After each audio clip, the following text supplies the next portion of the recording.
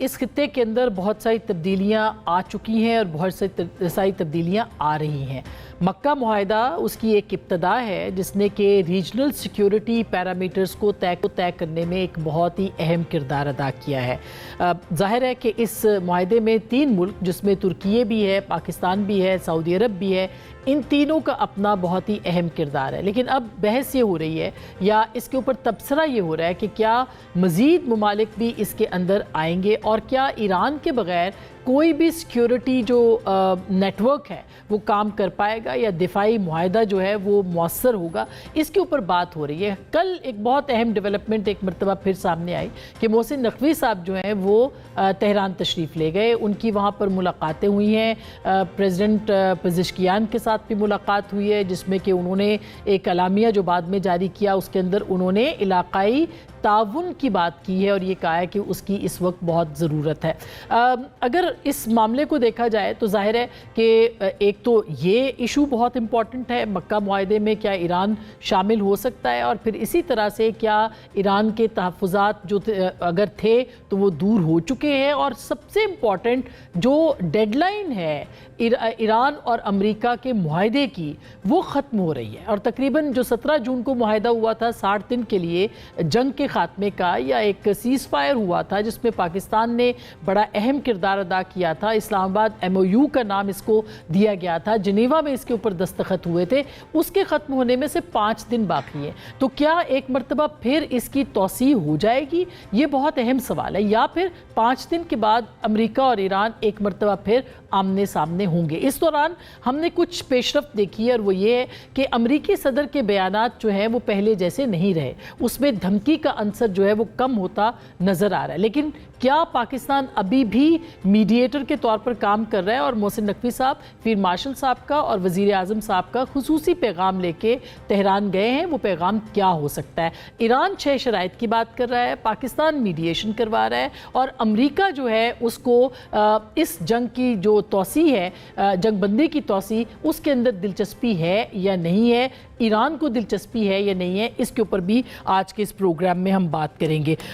इसके साथ साथ अब जाहिर है कि जो इस वक्त कार्रवाइयाँ हो रही हैं उसमें अब से थोड़ी देर पहले मोहसिन रज़ाई साहब जो कि अब सुप्रीम लीडर के जो नेशनल सिक्योरिटी कमेटी है उनकी उसके सेक्रेटरी हैं, उनका स्टेटमेंट हमने देखा। उन्होंने पाकिस्तान के किरदार को सराहा है और पाकिस्तान के किरदार को और पाकिस्तान के साथ ताउन को बढ़ाने पर जोर दिया है। क्या ईरान इस नेटवर्क का हिस्सा बनेगा? इसका मुस्तकबिल क्या है? इसके ऊपर हम बात करेंगे। आज हमारे साथ मौजूद हैं जनरल जाहिद महमूद साहब, तारुफ के मोहताज नहीं है दिफाई एतबार से, और आज भी बड़ा ज़बरदस्त जैसा मैं पढ़ रही थी आपने लिखा है उस पर हम बात भी करते हैं। खुर्रम दस्तगीर खान साहब हमारे साथ मौजूद हैं, साबिक वज़ीर दिफा भी रहे हैं, साबिक वज़ीर ख़जाना खारजा भी रहे हैं। बहुत बहुत शुक्रिया आपकी तशरीफ़ आवरी का। और जनाब आसिफ दुरानी साहब साबिक सफ़ीर ईरान के, और बड़ी गहरी निगाह इनकी ईरान, अफ़गानिस्तान और पाकिस्तान के जो डिप्लोमेटिक टाइज़ हैं उनके ऊपर। बहुत बहुत शुक्रिया सर आपकी तशरीफ़ आवरी का भी। सबसे पहले जैसा मैं जो रेफरेंस दे रही थी, आपने एक्स के ऊपर जो पोस्ट लिखा उस पर आपने रीजनल कोऑपरेशन की बात की है। एक तो उसके ऊपर बताइए कि वो क्यों ज़रूरत है उसकी, और अमेरिका के निकलने के बाद और अमेरिका के फेलियर के बाद जो है वो क्या पैरामीटर्स हो सकते हैं, और दूसरा मोहसिन नकवी साहब क्या पैगाम लेके गए? Thank you Asma for inviting me, और खुर्रम दस्तगीर साहब को और एम्बेसडर आसिफ साहब को मेरा बहुत सलाम। देखिए इस वक्त रीजन के अंदर अगर हम ये समझें कि एक टेक्टिकल विक्ट्री तो हो सकती है, आप एक जंग को थोड़े अरसे के लिए रुकवा सकते हैं, कंडीशंस भी कर सकते हैं। 1972 ऑनवर्ड, 1970-71 ऑनवर्ड्स हमने इस रीजन में आग ही देखी है, जो जिसकी जो मेन वजह है और जो डिफरेंसेस देखी हैं वो है इजराइल।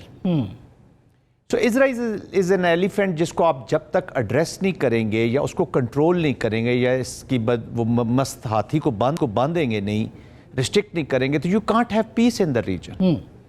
आप हर दफ़ा अच्छा उसके साथ साथ आप इसी कॉन्फ्लिक्ट के अंदर हमने देखा कि जो कॉन्फ्लिक्ट है वो सेक्रेटेरियन लाइंस के ऊपर इंट्रा अरब कंटेस्टेशन में भी चला गया, which is again very dangerous. तो मैं जो बात कर रहा था कि जब तक हम कलेक्टिव सिक्योरिटी आर्किटेक्चर की तरफ नहीं जाएंगे इस रीजन के, and Pakistan being friend of all the camps less Israel, آپ کی امریکہ کے ساتھ بھی ہے, آپ کی عرب ورلڈ کے اندر جو کنٹسٹیشن ہے یہاں پر بھی ایکسیس ہے. The leverage of your friendship Pakistan یہ یوز کرنا چاہتا ہے فار اے فیوچر, جو نیا چیس بورڈ ہے اس کے اوپر. وہ اس وقت تک نہیں ہو سکتا کہ جب تک ہم اسرائیل کے اس مسئلے کو کولیکٹیولی پولیٹیکل اس کی سیٹلمنٹ نہیں لے, ورنہ ہمیں تو آپ یہ کہہ رہے ہیں کہ یہ جو سیکیورٹی ارینجمنٹ ہے یا جو پیکٹس ہیں, یہ اس کا تھریٹ جو ہے وہ صرف اسرائیل ہے, ایران کی طرف جو اشارے دیے جا رہے تھے وہ نہیں؟ Not at all, not at all. یہ بڑا, یہی تو وہ چاہتے ہیں کہ ایران کے ساتھ ہی اس کو رکھا جائے.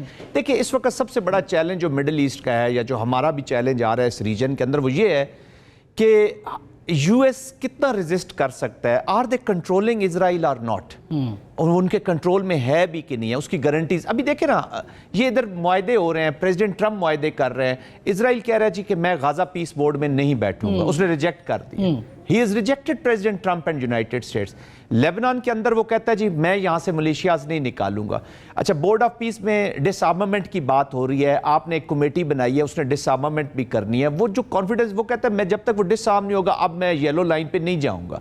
تو یہ وہ ہر چیز کو سپوائل کر رہا ہے, چاہے اپنے الیکشنز کے لیے کر رہا ہے یا جس کے لیے بھی کر رہا ہے, but they have the expansionist designs. اب یہ جو اسٹریٹجک اٹانومی کی طرف یہ ممالک جا رہے ہیں, اور یہ فیکٹ بھی ہے, بے شک ہم ڈپلومیٹیکلی کہتے رہے کہ دس از فیکٹ, تو ان عرب ممالک کا بھی یا ان سٹیٹس کا بھی سب سے بڑا کنسرن یہ ہے کہ اسرائیل کو یہ روکے گا کہ نہیں روکے گا. کیونکہ اسرائیل کی وجہ سے یہ جو سیکریٹیرین, آئی ہیو نو ڈاؤٹ کہ اس کی وجہ سے, اس کے مولز کی وجہ سے, اس کے سپورٹرز کی وجہ سے آپ کا پولیٹیکل پرونگ بھی فیل ہو گیا. وہ جو آپ نے اسرائیل کو اس ریجن میں لا کے سیکیورٹی کے کانٹیکسٹ میں اس کے ساتھ اٹیچ کرنا تھا ان ممالک کو, that plan is failed. Political Abraham accord is failed, it's no more there. اب وہ اس کو اور خراب کرنا چاہے گا. تو اس وجہ سے اب اسٹریٹجک اٹانومی. پھر آپ دیکھیں قطر کے اندر جب حماس کے نیگوشیٹرز موجود تھے, they dared to attack them, nobody could stop them. تو یہی وہ انڈیکیٹرز ہیں جنہوں نے کنسرنز کریٹ کی ہیں, اور ایران کو بھی اگر کوئی اپریہنشن اس سے کریٹ ہوتی ہے تو ان کو پولیٹیکلی ڈپلومیٹیکلی ایڈریس کیا جائے. آج نہیں تو کل ایران, جو ہی ایران اس سیکیورٹی آرکیٹیکچر میں آئے گا along with for the stability and peace, not for any other designs. تو آپ دیکھیے گا کہ ریجن کا پازیٹیو پیس کی طرف ہم جائیں گے, which is the اور addressing the محسن نقوی صاحب یہی پیغام لے کے گئے. محسن نقوی صاحب دیکھیں, اس وقت ایک تو اس معاہدے کے بعد بڑی اپریہنشنز تھیں, آف کورس وہ کلیریفیکیشن مین کہ کانفیڈنس میں, اٹ از ناٹ ہیپننگ کہ دو اسٹیٹس ایک چیز کر رہی ہوں, آپ کے اتنے اچھے دوست, اس کریٹیکل ٹائم پہ پاکستان اتنا بیوقوف یا اسٹوپڈ حرکت نہیں کرے گا کہ they have not taken their friends in confidence. اور ایران کو بھی پتہ ہے کہ یہ اسٹیبلٹی کا ہے. دیٹس وائی پریزیڈنٹ پزیشکان دیکھ لیں, اراکچی صاحب دیکھ لیں, ایون جو ماڈریٹس ہیں وہ سارے اس کو اپریشیٹ کر رہے ہیں, because they are looking at the future. دو چیزیں ہم نے مینیج کرنی ہے, ایک تو present war and just after present war the post war Middle East. تو اس کی مینجمنٹ میں اگر یہ برجز بھی آپ اڑا دیں گے جو پاکستان جیسے ملکوں کے, تو پھر who is talking? بالکل, this is the context. Very important. اچھا آصف درانی صاحب, کیا یہ جو ایک تو سیز فائر کی جو ڈیڈ لائن تھی اس میں 60 دن ہے, وہ 5 دن رہ گئے ہیں, آپ کو کیا لگتا ہے کہ کیا ایران اور امریکہ دوبارہ آمنے سامنے ہوں گے, یا اب امریکہ انٹرسٹڈ نہیں ہے, اور جو کہ لگ بھی رہا ہے بہت سارے بیانات سے کہ وہ اب دوبارہ لڑائی نہیں لڑنا چاہتے, لیکن ایران جو ہے وہ طویل جنگ کی تیاری میں ہے. تو ڈپلومیٹیکلی آپ کو کیا لگتا ہے کہ کیا ہوگا آفٹر 5 days؟